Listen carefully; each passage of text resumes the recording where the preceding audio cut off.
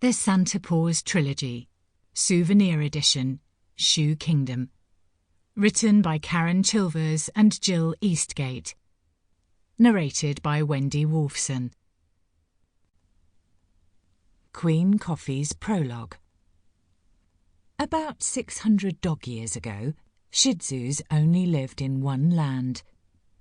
It was in the far, far east, and they had lived, played and cuddled there for thousands of dog years before that. It was a beautiful summer day, and they were so happy, skipping, jumping and chasing each other about in their palace grounds. All of a sudden, from absolutely nowhere, a freak storm began. The sun went into hiding and gave way to intense windy rain, black clouds, thunder and lightning. It caught the shoes unaware, and they ran for cover and waited for the storm to pass. The storm stopped as suddenly as it had begun, and the gang ventured out of their hiding place. The adult shoes first, for safety, ushering the youngsters out when they knew it was safe. Even though the sturdy shoes were unscathed by the storm, some more delicate creatures were not so fortunate. As they gathered up their toys, one of the youngest shoes, Leo, heard a faint cry of help. It was coming from the lake. They had never ventured so far before, but now someone clearly needed their help. They ran down the grassy slopes as fast as their little legs could go and found fairies of all colours caught in an enormous fishing net, tired, upset and exhausted. They too had been taken by surprise, blown off course by the winds, and were now trapped with their intricate wings and their very lives in serious peril. Without even thinking, Leo divided the shoes into action teams, and they all set to work with their nimble paws and delicate teeth, working in pairs to unhook every fairy and his or her tiny wings.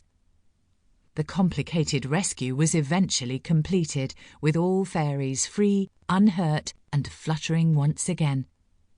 It had taken hours, into the night, but the shoes and their teamwork, patience, and skill had saved the fairies from perishing. Leo and his friends wished the fairies well and went back to the palace, pleased to be able to help and proud of how they had all worked together. The next day he was surprised to see a small delegation of fairies appear at the gates of their home. They thanked the shoes once again for saving them from such mortal danger and asked if there was anything they could gift to them. The shoes turned to Leo. After all, it had been his long ears that had heard their cries for help. Leo could only think of one thing after his adventure to the lake: to see the world. The fairies then decreed that all Shih Tzus could use their fairy door network to visit new lands, shrinking down to squeeze through with fairy magic. After this, Shih Tzus started to spread out through the world, making new friends and settling in new lands. Nonetheless, they missed snuggling up, eating and playing games with each other, and soon wished they had somewhere to meet up. And this time they asked the fairies for their help. The fairies understood and set about setting up a palace within the fairy kingdom where the shoes could meet.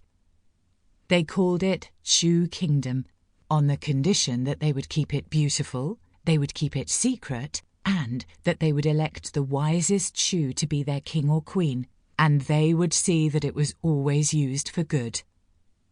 The shoes accepted this offer, and were quick to make Leo their first king for his bravery and leadership qualities.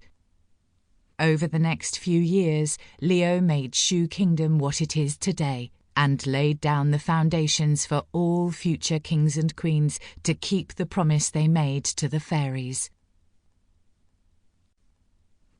The Santa Paws. One sunny, bright afternoon on a sparkling beach on the shores of the Atlantic Ocean, an enchanted lady shares an ice cream with her soft-coated Wheaten Terrier. He looks up at her with his loving eyes, thanking her as he does each day for giving. Sample complete. Ready to continue?